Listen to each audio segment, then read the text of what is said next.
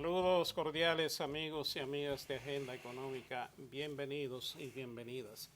Hoy día Luis Manuel Piantini, Ezequiel Molina y quien les habla Luis Núñez, de nuevo con ustedes para compartir el contenido de nuestro programa del día de hoy. Hoy vamos a tener un programa relacionado con todo lo que es el tema de la defensa comercial y de las relaciones comerciales del país con el resto del mundo. Vamos a tener con nosotros a un especialista en temas internacionales, como es el amigo Iván Ernesto Gatón.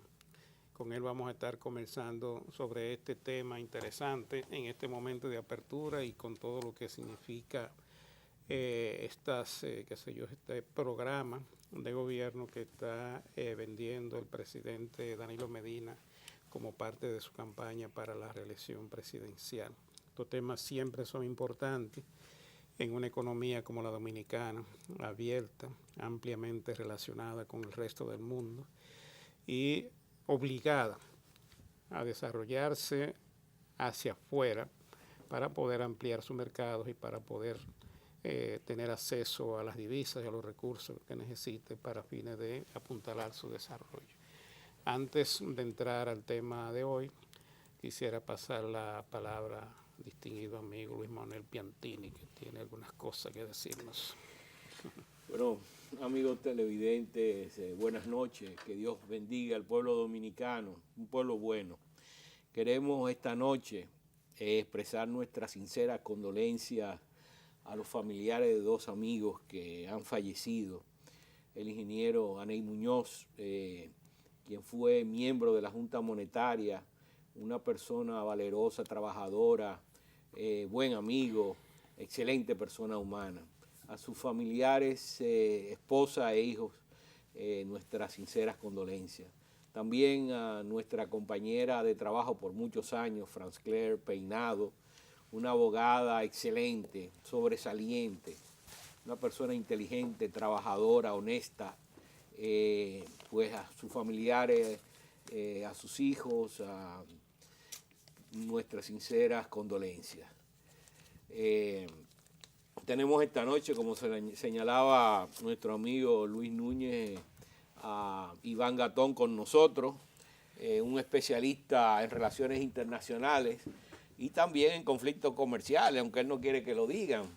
Pero creo que vamos a disfrutar esta noche de los dos temas. Un buen programa. Sería bueno, Iván, que iniciemos tal vez tú diciéndole al público, al pueblo dominicano, que la Comisión de Defensa Comercial que tú presides, ¿qué papel está jugando en términos de defender los intereses de los bienes de República Dominicana? Pero el rol de la comisión ha sido muy proactivo en cuanto a que todo lo que nosotros llegamos a acordar en la Ronda Uruguay, en lo relativo a los temas de dumping, de salvaguardia y también las subvenciones, nosotros como institución asumirlos y defender al productor nacional siempre en ese marco que nos permiten los acuerdos, como usted muy bien conoce, los acuerdos con la OMC, porque en ocasiones la gente nos dice, pero ¿por qué no se han aplicado más salvaguardias? Pero el problema es que, ¿y de qué forma muestra usted el vínculo de causalidad? Porque hay unos elementos técnicos que ya están previstos en los acuerdos que luego la República Dominicana sería condenada. Pero nosotros hemos asumido como institución la defensa de sectores como el sector de medias, como el sector de las varillas, como el sector de papel higiénico, de inodoros y lavamanos. Nosotros hemos tomado incluso, o pudimos en un momento dado, rescatar un sector que fue el de tejidos tubulares o sacos de polipropileno. Es decir, la institución, que es Nobel, es una institución muy joven, tiene apenas 7 años, dentro de ese marco que se le ha permitido, ha defendido a la República Dominicana y ha salvado sectores. Lo que pasa es que la naturaleza nuestra como institución nos limita en cuanto a opinar mucho en los medios, porque actuamos como jueces. E incluso nuestras decisiones pueden ser recurridas ante el Tribunal Superior Administrativo. Y todo ese engranaje de tener una institución que pueda, ante la Organización Mundial de Comercio, interactuando con otras instituciones, porque nosotros dependemos de aduanas en cuanto a matriz de información estadística, pero dependemos de Cancillería, que es la que tiene toda la representación ante la OMC a través de nuestra representación permanente en Ginebra en la OMC. Y esa articulación, ese trabajo en equipo ha sido exitoso hasta el momento. Algo que la sociedad dominicana puede comprobar en los casos que ya la Comisión ha venido teniendo. Tenemos varios casos abiertos con Turquía, tenemos casos abiertos también con la Unión Europea. La misión nuestra como institución la hemos venido ejecutando hasta el momento, un papel muy discreto. Pero es lo que tú dices, o sea, la discrecionalidad es muy exigente en ustedes, porque hay intereses en conflictos nacionales, los productores, importadores, o sea, ahí puede haber que haya un momento determinado, por un bien X, ¿no? Un conflicto comercial y ustedes como juez no pueden intervenir abiertamente, hablando con relación al caso. Entonces, esa es la discrecionalidad de que tú nos señalas, de que la comisión en sí tiene que actuar de una manera muy, muy prudente, ¿no? En un momento cuando Pero, teníamos el caso... Iván, Sí, señor. desde el punto de vista del programa, nosotros generalmente no particularizamos los casos, o sea, nosotros más bien nos gusta hablar en términos de lo que son políticas públicas, en este caso relacionada con la defensa comercial del país. Cuando tú hablas de la comisión, y como el público no sabe realmente a qué te estás refiriendo, bueno, hablar que tú estás hablando de la Comisión Reguladora de Prácticas Ilegales de Comercio y Medidas de Salvaguardias. Y en este caso sería bueno, un poco para edificar al público, que tú nos dieras una panorámica de cómo se crea, por qué se crea la comisión, para qué, cuál es la función básica, aunque tú has dado algunos detalles, pero bueno, para edificar al público. Bueno, donde hay libre mercado, entre comillas, porque los mercados no son tan libres como nos dicen que son. Donde hay libre mercado, siempre los más grandes tienen la oportunidad de hacer su juego. Y en este caso pueden tener prácticas desleales, como sería el caso del dumping. En un momento dado puede ser que usted diga, bueno, en República Dominicana yo quiero vender tal producto, pero yo lo que puedo hacer es venderlo por debajo de su costo de producción. Saco a la competencia, el importador gana mucho dinero, incluso hasta el consumidor dice, pero me está llegando el producto más barato. Pero cuando elimina a la industria nacional, viene y pone otros precios. Y entonces ya usted perdió la empresa que tenía el país. Unos precios más altos. Vienen precios más altos. Sí, porque ya viene una situación de monopolio. Entonces, desde fuera, lo que se busca es, por ejemplo, el caso de Turquía. Llegaron las primaveras árabes, hubo una situación geopolítica. Turquía es uno de los grandes productores de varillas. Y Turquía, con todo el desastre de las primaveras árabes, tenía que buscarle mercado a sus varillas. Le encontró mercado en República Dominicana. Entonces la comisión, que es un caso que ya se conoció, se vio obligada a ponerle medidas antidumping. Medidas antidumping es que como ese producto bajo un estudio, porque nosotros no podemos aplicar una medida sin hacer un estudio, el equipo técnico, el departamento de investigación de la institución, pudo demostrar que ese producto se estaba vendiendo un 22% por debajo de su costo de producción. Ahora nosotros enviamos técnicos a Turquía. Nosotros tuvimos que convalidar esas informaciones porque Turquía también tiene gente que va a revisar las medidas nuestras. Y hay una transparencia también en todo el proceso. Entonces viene el tema de las salvaguardias. Las salvaguardias se aplican en general a todo el mundo. No, un dumping se aplica a una empresa. Ahora, una salvaguardia es general. y nosotros en un momento dado, Pero general para un producto. para todos los países, todos los países. Usted aplicó una medida de salvaguardia, por ejemplo, en el caso de tejidos tubulares y sacos de polipropileno. Y a República Dominicana, el embajador es testigo, nos cayó Centroamérica completo, porque Centroamérica era el que estaba en ese momento exportando esos productos, pero también aplicamos en un momento una medida de salvaguardia con el tema de las medias para China, o también con el tema de los inodoros y lavamanos. Pero todos los países que se ven lesionados, que se ven afectados, van a la OMC y reclaman. Pero las salvaguardias ya es de más difícil aplicación, es cuando hay un incremento súbito que puede dañar el sector productivo nacional. Ahora, lo importante es que los amigos televidentes sepan que estos temas, que son muy técnicos, es práctica desleal de comercio. De otro país, traen al mercado nacional productos por debajo de su precio de producción. El primer caso, y que fue lo que trajo la necesidad de pensar que República Dominicana tuviera herramientas para defenderse, recordemos, fue el famoso caso de la guerra del café, cuando aquí con el tema de los fósforos que estaban trayendo y estaba el tema con Cartonajes Hernández, ustedes recuerdan ese tema del cartón, que vino el tema de la DOL dominicana con Fleming, que la empresa terminó yéndose del país, que estaba, ahí es el primer dumping. Eso fue a principios de los 60, por ahí. No, fue en los 90. No, eso fue en los 90. Eso fue en los 90. Lo de la DOM, yo me Lo de estoy la refiriendo DOL, a lo de la la DOL a dominicana. otra, Sí. Que era con el tema del cartón.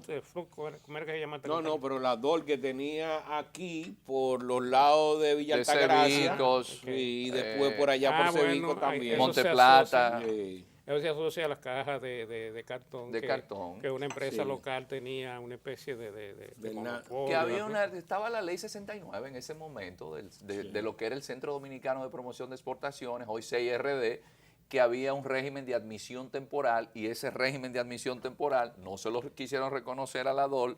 La DOL, como multinacional, dijo, si ustedes no me reconocen ese régimen que le permitía a ellos traer cajas de cartón exentas del pago de impuestos, porque era para reexportar un producto, me llevo mi empresa. Y eso le hizo un daño al país. No, grandísimo, terrible. Porque la DOL... No volvimos a tener más mercado. Pero una empresa privada fue la que le hizo la oposición, ¿no es cierto? Sí, entonces nosotros en el país, ahí es que comienza a hablarse de dumping, pero ya cuando llegan los acuerdos de Marrakech, cuando comienza la Organización Mundial de Comercio, en el Banco Central, Connie Matos, Martín Zapata, tienen el primer anteproyecto de una ley que vaya a defender a los productores locales. Connie que murió. Sí, Connie Matos, la esposa del embajador Wenceslao Guerrero Pou.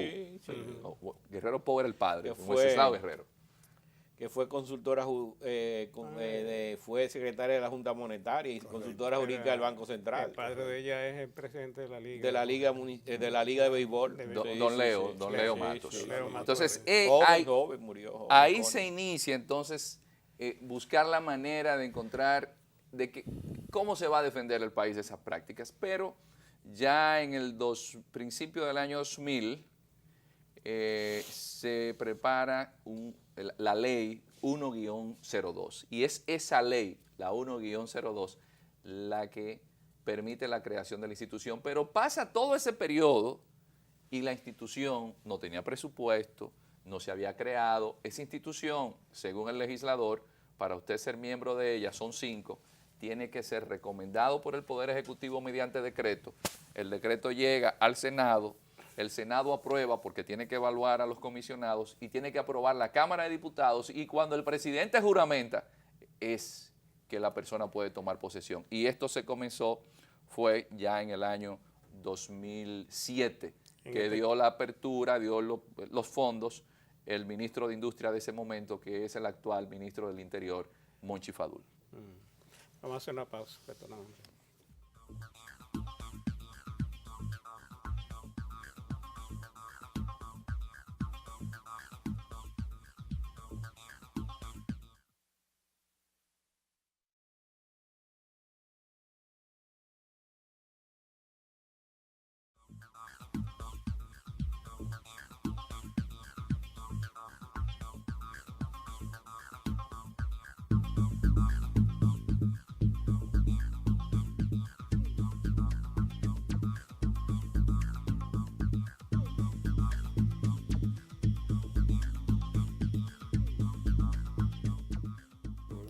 Continuamos con ustedes, amigos y amigas de Agenda Económica. Hoy día estamos teniendo un interesante conversatorio con Iván Gatón, Ernesto Gatón, quien es un especialista en relaciones internacionales.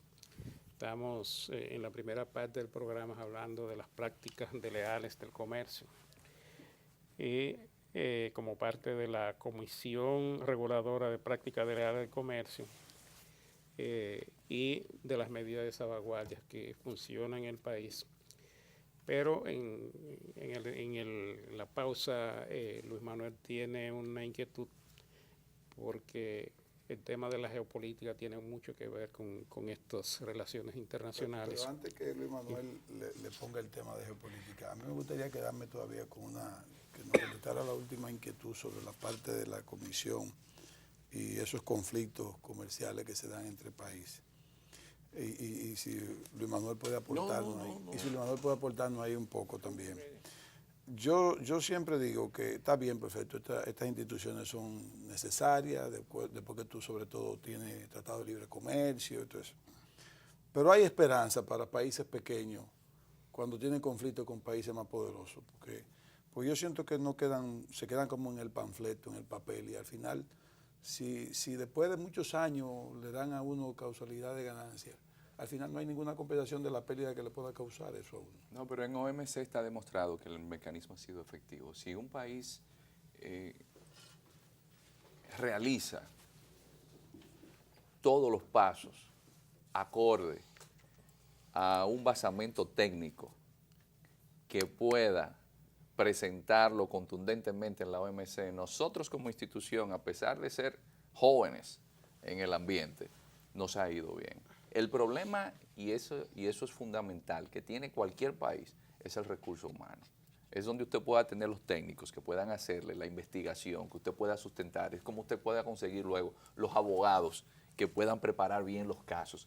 Eso lo es difícil, pero existe un centro de asesoría legal con el cual nosotros hemos tenido muy buenos vínculos porque desde que iniciamos como comisión, a través de la Cancillería y la misión permanente, nosotros hemos mantenido un buen acercamiento y desde allí nosotros Centro de asesoría legal ante la Organización Mundial de Comercio. Efectivamente, ante la OMC, y esto nos ha permitido defendernos con el más alto nivel. Ese siempre va a ser el problema, el recurso humano. Las reglas la preparan los más grandes. ¿Y quién pone los recursos? Porque uno tiene que... Porque lo que pasa es que ese centro tiene subsidio de parte de los países miembros. Lo único que usted tiene que ponerse rápido en la lista para que lo elijan a usted en caso de que usted vaya con otro país que sea y que esté al nivel suyo.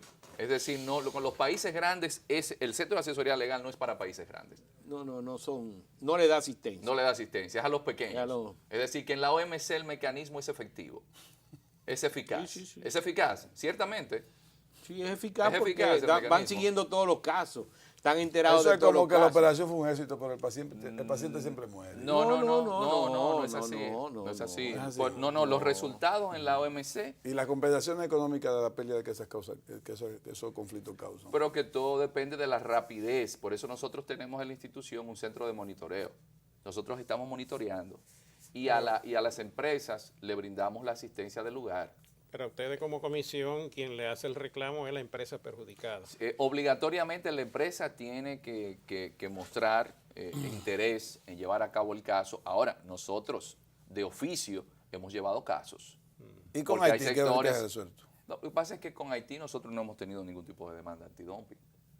Nosotros no hemos ¿Y la tenido... prohibición de los 23 productos? No, porque ese no es un está en ese tema que conflicto. va Ya dentro no de la un tema jurisdicción de de la está en ese comisión. conflicto. El tema nuestro es Está dumping, salvaguardia y subvenciones. Está en el Ministerio de Industria y Comercio, pero no en esa comisión. No en la No comisión. en la comisión. No. Está bien, tanta burocracia.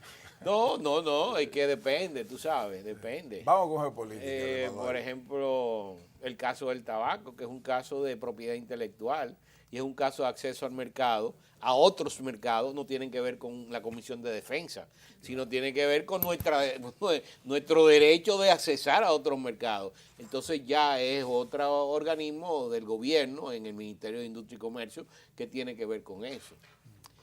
Pero bueno, Lo que pasa es que el tiempo es tan corto con Iván que queríamos aprovecharlo para uno de sus temas donde él es el que más sabe. No, No, pero en cuestiones asiáticas usted es un experto. Y yo estoy muy preocupado con la situación de Taiwán y China, China continental, con ahora la elección de la nueva presidenta, porque se ve que tiene una posición bien distinta al del partido que estaba anteriormente. A favor de China. Que quería, bueno, el que estaba anteriormente tenía muy buenas relaciones, vamos a decir así, el que era el Kuomintang, ¿no? El partido de Chiang Kai-shek, que eran enemigos y sin embargo ahora están mucho más relacionados. Ese era un tema. Y después otro tema que yo creo que tú deberías también darnos cierto tipo de claridad, es el asunto de Siria, el papel de Putin, que Putin se ha revelado un táctico estratégico tremendo, para mi entender, ¿no? ¿Verdad? El hombre está jugando muy bien su baraja. Y tú eres un experto en esos conflictos que hay en el Medio Oriente. Así que esos dos temas yo creo que podríamos... Y que meta a Ucrania. Sí. No, ya eso es parte de eso. Ese es lo siguiente, el mundo siempre, los imperios no se crean por plebiscito, no piden permiso para buscar materias primas que necesitan, no piden permiso para tener a las élites que les interesen, que le observen sus intereses en esos lares. Entonces, con el tema chino, tenemos que es la civilización viva más antigua del planeta. Solamente Temujin, mejor conocido como Gengis Khan, es quien puede con las hordas mongolas llegar hasta China y cambiar la composición y llevar la dinastía Yuan, que es la dinastía mongola. Y que es esa dinastía la que termina con la Qin. Cuando la dinastía Qin, porque todo lo que sube, tarde o temprano tiene que bajar, comienza a mostrar ciertas debilidades. Los europeos que han iniciado el mercantilismo desde el siglo XVI, y esto con la revolución industrial, Aunque Iván, dicen los chinos que ellos no cambian, que ellos lo que hacen es que la otra civilización absorbe, la China absorbe la otra civilización. Bueno, eso fue cierto hasta la dinastía Qin, pero el mundo cambió, entonces estaban en otro contexto y por eso es que al quedarse cerrados con la dinastía Qin viene la guerra del opio. Entonces, ¿qué sucede? Con ese cambio de una economía ya, que ellos eran autárquicos y no querer abrirle a los ingleses lo primero que hicieron fue venderle opio. Pero no solamente llegaron los ingleses, llegaron los alemanes, pero llegaron los franceses y hubo algo importante. Japón, que se dio cuenta que le podía pasar lo mismo que a China, ya había iniciado lo que se llama el proceso de transformación Meiji. Y ese proceso Meiji manda gente como Togo Hachiro, que fue el que le ganó a los rusos en la batalla de Tsushima, y eso le da paso a que los japoneses entonces se conviertan en la potencia regional y manejan a todo el mundo. Entonces, ese elemento de esa China que Japón ocupa hace que Taiwán, que era una isla con aborígenes, que todavía hay aborígenes en Taiwán, Sí, nativo propio. haga lo que se llama el Tratado de Shimonoseki en el año 1895. Y Taiwán, que había sido primero española, después fue portuguesa, Formosa, tuvo invasión holandesa, pasa a ser japonesa. Y con una gran influencia japonesa, cuando Chiang Kai-shek pierde y tiene que bajar desde Nankín, que el único embajador que lo acompañó de todos los que estaban en Nankín fue nada más y nada menos que don Leonte Guzmán, el embajador que Trujillo había enviado a donde generalísimo Chiang Kai-shek, con instrucciones. Y el hombre llegó desde Nankín, bajando. Hay un trabajo del embajador Chico Despradel, de la misión en China, que se relata muy bien todas las peripecias que tuvo que vivir el embajador, y llegan a Taiwán. Pero cuando llegan a Taiwán, el Kuomintang, que es el partido que mantenía a Chiang Kai-shek, era una dictadura, pero eran de una etnia que se llama Han. En China hay 56 etnias. Es decir, son 56 países distintos prácticamente, 56 nacionalidades distintas. Pero cuando llegan a Taiwán para imponerse... ¿Tienen dialecto cada uno? hay una variedad de dialectos, porque a veces nosotros tenemos una perspectiva muy occidental y vemos a China desde la perspectiva occidental. China es un mundo demasiado amplio. Por ejemplo, la gente no sabe que el hombre que lleva el cambio de China, que es Deng Xiaoping, no es Chino Han, es Hakka, que es totalmente distinto a un Chino Han. Pero el asunto es que cuando llegan a Taiwán, invaden a los taiwaneses. Y los taiwaneses locales no podían tener puestos en el gobierno. Chiang Kai-shek. Chiang Kai-shek no se lo permitía. Vinieron los diputados, los mismos que estaban allí en Nankín. Y entonces el PDP, que es un partido que es contrario al Kuomintang, El que ganó ahora, el que tú dices. El que ganó ahora, de ahí viene Tsai Ing-wen, que es la nueva presidente. ¿Por qué a pesar de ser capitalista, los del Kuomintang tenían buenas relaciones con los chinos de Beijing? Porque son de etnia Han, son de la misma familia aunque vivan en países distintos. Ahora los taiwaneses locales... Y fueron los enemigos originarios. Y fueron los enemigos de los originarios. Entonces, por eso hay una gran sorpresa de la gente que va a Taiwán y dice, pero aquí a los japoneses los tratan muy bien, sin embargo en China los ven distintos. ¿Por qué? Porque los taiwaneses estudiaban en Japón. En Japón le daban la oportunidad de desarrollarse. Incluso ese soldado que aparece, japonés, que no sabía que la Segunda Guerra Mundial había terminado y apareció en los 70, no era japonés, era taiwanés. Lo que pasa es que la mayoría de esa generación taiwanesa hablaba japonés. ¿Qué es lo que está sucediendo? Que Taiwán está cercado por China. Para Taiwán pertenecer a cualquier organismo multilateral internacional, necesita la aprobación de China. Y nadie quiere jugar con China porque, como decía Hillary Clinton al primer ministro australiano, oye, ¿y cómo tú quieres que sea duro con mi banquero? ¿Quién está manejando el dinero del planeta ahora mismo? Es China. Entonces Taiwán, su economía se ha mantenido recuperada gracias a que más de 2,5 millones de turistas chinos están yendo allá. O como decía Lili, que él era vicepresidente, porque el presidente era don Juan Michini, que era el que daba los préstamos y los cuartos al gobierno. Entonces Taiwán, la situación es que la presidente va a tener que mantener lo que se llama el consenso, que ya se había llegado a un acuerdo en los 90, todo lo que se aprobó en el acuerdo de cooperación del Estrecho de Taiwán, y si ella no mantiene esa línea, China entonces va a aplicar medidas de una manera u otra que afecten la economía taiwanesa. Pero hay una realidad, señores. Vamos a un cambio para que sigamos con ese tema.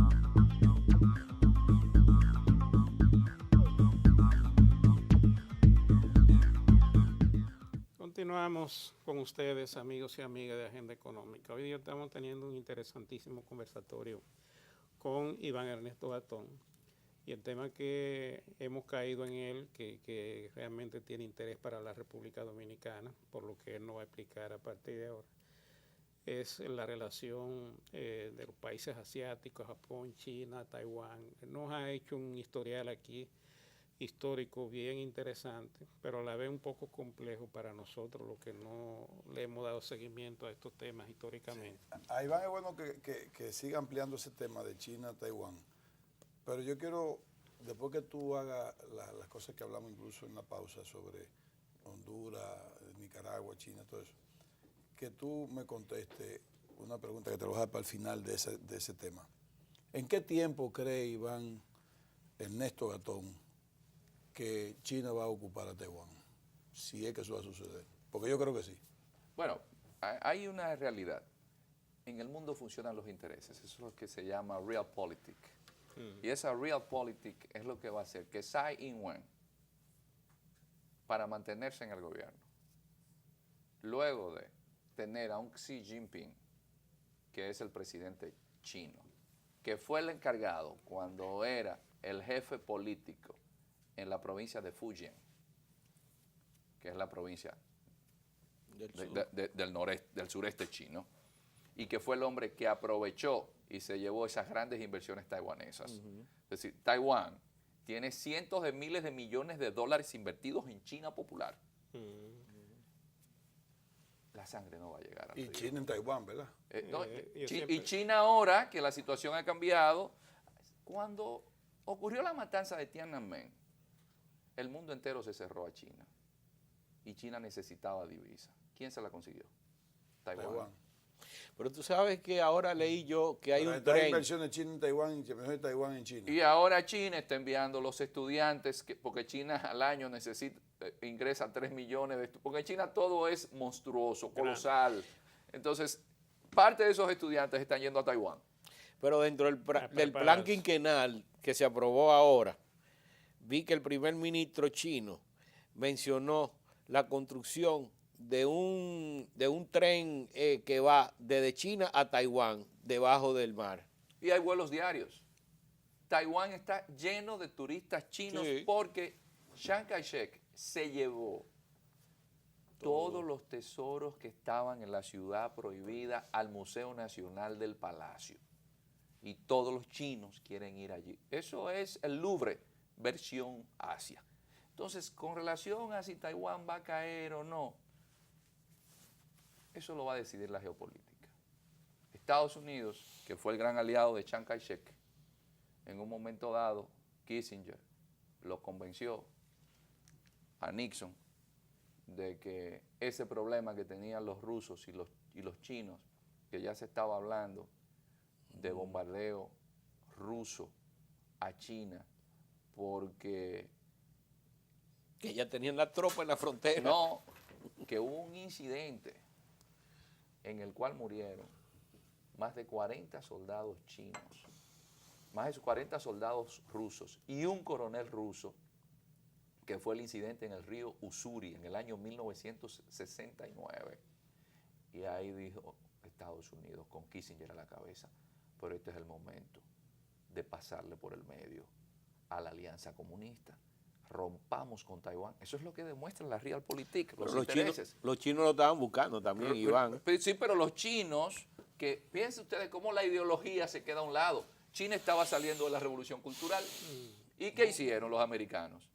Los americanos establecieron relaciones diplomáticas con China y a Taiwán aprobaron una ley y pusieron ahí la quinta flota. ¿Cuál es la superficie geográfica de Taiwán? Taiwán tiene apenas 36.000 kilómetros Y cuadrados 28 millones de habitantes. y 23 millones Se parece de habitantes. mucho, 23 se parece millones de mucho aquí. Más habitantes. pequeño que nosotros y tiene más gente. Y se parece mucho. Sí, pero los chinos, la que ya tienen vegetación el y tema geografía. de las autonomías, los chinos, que señores, son 9 millones y medio de kilómetros cuadrados. China tiene un conflicto con guerrilleros y de terrorismo, con una zona que es uigur, que es una zona en Xinjiang que tiene más de 1 millón de kilómetros cuadrados. Entonces, todo el tema del el conflicto, Hay una el gran Tíbet, cantidad el de... Tíbet, el el Tíbet. Hay problema una del gran Tíbet, extensión de tierra china que no es poblada. O sea, Sí, no- pero- que no puede ser poblada. pero que tienen zonas con etnias como los uigures, que son 20 millones de personas, que no parecen ni siquiera chinos, porque son turcófonos, parecen turcos. Entonces, eso de que si Taiwán va a caer, no va a caer, señores, todo dependerá de la geopolítica. Rusia, la Unión de Repúblicas Socialistas ¿De la Soviéticas, geopolítica o de la conveniencia china? no de la geopolítica, porque la geopolítica va a determinar.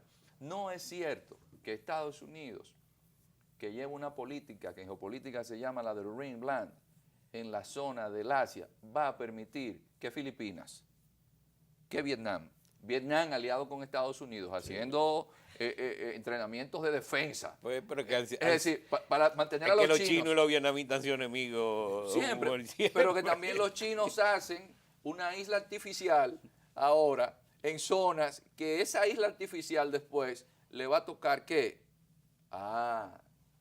Y el espacio marítimo a partir de ahí.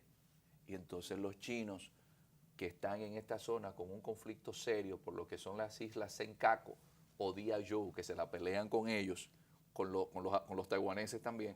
No es cierto. Todo va a depender de cómo la geopolítica, los intereses mundiales, porque por ahí pasa el 60% del comercio mundial. Ahora, Iván, lo más difícil que yo veo en esa zona es el comportamiento de Corea del Norte. Que los chinos, en cierto sentido, lo tienen como un colchón. O sea, protegiéndose, ¿no verdad?, de la agresión, de cualquier tipo de agresión, tienen a los coreanos como un colchón, como sucedió en la guerra del 50 y pico en Corea. Pero ahora, este señor que está en Corea, no. El loco. Pero que no es Kim Il-jung. Esto hay que verlo. Como usted dice, embajador, es un estado tapón. Hasta el río Yalu, en el paralelo 38, le advirtieron, no suban más. Y de ahí los chinos apoyaron a Kim Il-sung con más de 1 millón de soldados. Ahí murió un hijo de Mao Zedong, porque los chinos sabían que necesitaban conservar a Corea del Norte. Y ahí hay un armisticio, ahí nunca se ha firmado paz. Ahí hay un armisticio. Entonces, hay un problema también de espacio con las islas Dokdo o Takeshima. Esa disputa es con Japón. Eso está lleno de conflictos. Ahora, Obama, ¿qué dijo desde que llegó? Nosotros tenemos que irnos al Asia. ¿Por qué? Porque ahí es donde se está manejando todo el comercio del mundo. Está viendo el comercio. Entonces, ahí es que está la mayor cantidad de personas del planeta. Es decir, India va a tener en 20 años más habitantes que China. Está creciendo más Sí, rápido. porque no tiene control. Y la población consumidora más grande que América Latina. Pero hay un gran problema con India. India no tiene un registro claro de todos sus habitantes. China sí lo tiene. Sí, pero que India todavía mueren 2 millones de personas de hambre, porque el problema de las castas es algo que no ha podido sacarse. Que se mueren, Iván. Ni que se mueren. Nadie sabe nada de la India, es más cerrado que China incluso. Sí, es otra cosmovisión, porque hay un elemento que también eso nos ha hecho daño, y es que, bueno, a veces no vemos que la forma en que algunos países, que son culturas ancestrales, ven el mundo, es muy distinta. En India, el presidente indio, Modi, habla y la mayoría de la población india no lo entiende porque no habla el dialecto de él. Sí. Pero no entremos en ese campo. Pero en el campo sirio. Vamos a lo de Corea del Norte, que es la preocupación más grande que hay ahora. ¿Por qué China no actúa de una forma en que pueda detener las aspiraciones de este hombre y los peligros que ahora mismo representa? No, lo que pasa es que Corea del Norte, Kim Il-sung fue muy inteligente y él sabía que la única forma de poder mantenerse en el poder era con disuasión, y agarró a unos científicos de Corea del Norte y los envió a prepararse en Rusia, y esa gente desarrollaron un arma nuclear. Corea del Norte tiene armas nucleares. Por eso ustedes lo ven, que ellos hacen lo que quieren, porque saben que tienen armas nucleares. De ahí la importancia de lo que sucedió recientemente con Irán, de que se disuadió a los iraníes de que tengan bomba nuclear. Entonces, el viejo Mao, teniendo una posibilidad de un conflicto potencial como es ese, ¿por qué los chinos no intervienen? Porque Kim Il-sung fue tan inteligente que engañó a los rusos que lo apoyaron y engañó a los chinos. Y cuando ellos vinieron a ver esa élite que está en el gobierno, que no es solamente ese muchacho. ¿Tú estás hablando de ese muchacho? No, el papá de él, Kim Jong-il, era un muchacho cuando todo eso sucedió. Es Kim Il-sung, el viejo, que la gente lo veía casi como un dios. Y él engañó tanto a los rusos como a los chinos. Y cuando vinieron a darse cuenta, ya él tenía la bomba nuclear. E incluso en el momento en que Mao comete un error estratégico, como el gran salto hacia adelante, donde murieron más de 30 millones de personas de hambre, a Mao se le ocurre que existen 7 plagas y una de ellas era el gorrión, porque se comía mucho arroz, y entonces eso permitía que no hubiera mucho arroz. Y lo que no sabía Mao era que los gorriones se comían las langostas, es decir, lo que llamamos langostas, y las langostas entonces acabaron con la cosecha, porque utilizaron una técnica que donde quiera que vean un gorrión en China, habían unos chinos que andaban con unos panderos creándole estrés a los gorriones, y desaparecieron los gorriones. Y cuando va donde Kim Il-sung y le dicen, mira, yo estoy haciendo esto allá, y le dice Kim Il-sung, yo voy a esperar los resultados. Tuvieron los rusos que mandarle gorriones después a China, para que vean los zorros, porque si Mao era un zorro como político,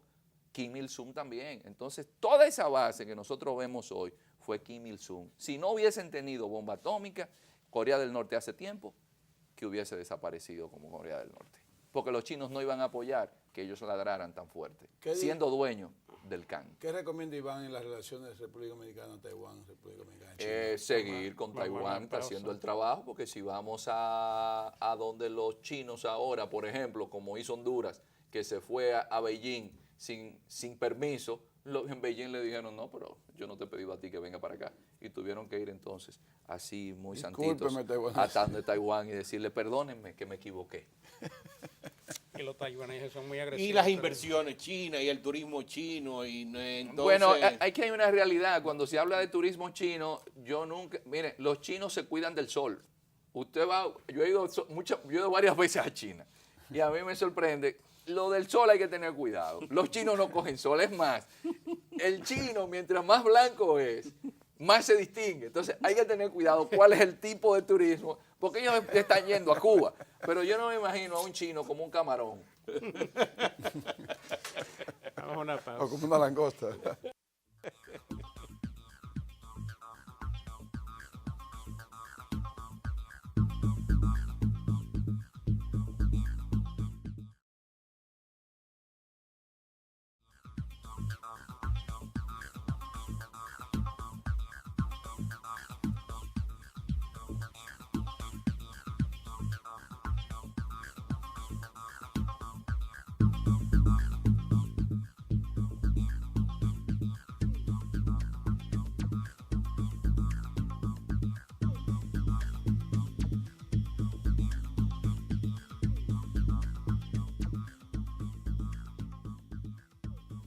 Continuamos con ustedes, vamos a la última sesión ya del programa de hoy y estamos hablando con Iván Ernesto Gastón. Nos ha dado aquí una cátedra de todo lo que es esa región asiática, esas relaciones que hay entre ellos. Algo que realmente es muy complejo y un mundo que da un poco de dificultad entenderlos a menos que uno le haya dado mucho seguimiento a todo. Él le ha dedicado muchas horas a eso. Él le ha dedicado muchas horas. Y entonces aquí, como nosotros somos un país turístico que estamos tratando de captar turistas de todas partes del mundo, a mí me gustaría que Iván nos dijera algo de qué podemos esperar nosotros, los dominicanos, del turismo asiático. Pero antes que Iván diga algo, Iván tiene que volver pronto, o sea, que se le ponga un día ahora para que hable entonces ya de los otros conflictos internacionales. No, con gusto. Es porque él tiene un problema de una tesis que está haciendo y no puede durar mucho. Sobre China. Sobre China. Y sobre todo, ¿tú sabes algún idioma chino, algún dialecto? Algo? No. Nada. No, ¿Sabes mandarín? porque los chinos lo que han utilizado, como hizo India, el inglés. Okay. Porque en China, por ejemplo, aquí dirigí la Cámara China de Comercio y yo me encontraba que el presidente de la Cámara no se comunicaba con la gente de la embajada, porque el de la embajada no hablaba cantonés. Complicado. Es decir, que dentro de ellos, ustedes van a ver incluso... ¿Cuál es el idioma? El mandarín. El mandarín. El mandarín. Ustedes van a ver ¿Ese en lo la hablan película cuántos millones de chinos? El mandarín lo habla la mayoría. Y es el oficial. Es ¿no? el oficial. Pero ustedes van a ver que, aunque sea una película, hay subtitulación. Sí. ¿Por qué? Sí, eso es Porque verdad. por la pronunciación puede ser que no entiendan. Y la gente tiene que irse al pictograma. Ya. Ahora con Cuba, que está trayendo turismo de China, ¿qué tú crees que se pueda Miren, dar lo ahí? primero es que los chinos están dispuestos a sufrir su jet lag. Es decir, cuando ellos se mueven de allá para acá, señores, un vuelo de más de 13 horas. Y que en ese movimiento de rotación de la Tierra, ellos pierden un día. Es decir, cuando se van de aquí para allá, cuando vienen de allá para acá, se ganan un día. Pero ellos están en conocer el mundo. Los chinos tienen dinero. Los chinos probaron el consumismo. Y ellos quieren salir por ahí. Lo de Cuba a nosotros nos conviene. Ellos llegan vía Montreal, hay una parada en Montreal, siguen a Cuba La gran competencia con Cuba es que Cuba ofrece lo mismo que nosotros ofrecemos, sin la calidad, por supuesto, que tenemos nosotros. Tenemos la ventaja de la ciudad colonial, las primacías de América. Hay mucho que se puede hacer y la oficina nuestra en China lo está haciendo, porque me consta, estuve hace 6 meses en Beijing y vi una promoción intensa de turismo. Es más, me encontré a una china que estaba cantando merengue, ojalá que llueva café. ¿Y fuman puro? Fuman puros. Eso es importante, China, señores, 1300. aunque no tenemos relaciones diplomáticas con China, por ejemplo, China es el principal socio en el Asia nuestro. Nosotros tenemos más relaciones comerciales con China Popular que con el propio Taiwán. Entonces, nosotros podemos aprovechar el turismo. República Dominicana tiene una gran ventaja, que es el recurso humano. Aquí hay muy buen recurso humano para el turismo. El turista que viene aquí queda encantado, pero también tiene la infraestructura. Lo que es el aeropuerto de Punta Cana Y la experiencia. es algo que a nosotros nos ayuda Está bien, pero tú mucho. dices que al chino no le gusta coger sol. Pero una cuestión es que el chino yo no lo veo tomando sol. Ahora, yo lo veo comiendo, yo lo veo jugando en los casinos, yo lo veo conociendo lugares, yo lo veo en una tienda de productos caros. Porque, por ejemplo, en Taipei, los chinos de China Popular, cuando llegan a Taipei, van al segundo edificio más alto de Asia, que es el Taipei 101, 101. y van a una tienda francesa y se llevan todo lo que hay ahí de esa tienda. Y eso es un flujo que hay allí de movimiento. En eso yo veo a los chinos. Es decir, que hay mucho por hacer en ese sentido. China está enviando turistas por todo el mundo. La gente quiere captar turismo chino. Lo hace España, que recibe 70 millones de turistas al año. Lo hace Estados Entonces Unidos. le gusta bailar, le gusta beber. No, tanto el baile no. Los chinos no andan mucho en baile. Los chinos en la bebida no son tanto de esas bebidas fuertes. Como porque los el chino, japoneses. como los japoneses, ese sake que se ve suave es un sake que da duro. Pero los chinos sí son más de bebidas más suaves, de arroz, Vino. o de la picho, que es la cerveza. Pero es un mercado que ahora incluso una costumbre tan ancestral como la del té, la está pasando al café. El chino está consumiendo café. República Dominicana está exportando café orgánico a Taiwán, por ejemplo, que es algo muy interesante. ¿Le gusta es el decir, cacao? que nosotros, el cacao también, el cacao nuestro, ese cacao orgánico que en el mercado chino también se está aceptando, tiene mercado. China es todo un mundo por Iván, la descubrir. tesis tuya te puede dar espacio para el lunes próximo, en el segundo programa, venir para acá para seguir hablando con No, nosotros. vamos a... Prográmalo con Julio. No, estando el embajador aquí, o sea, Bueno, vamos a tenerte en el próximo programa. No, la semana gracias, próxima. gracias por la invitación. Gracias a ustedes, amigos de Agenda Económica, por su atención. Que Dios los bendiga. Hasta un próximo programa.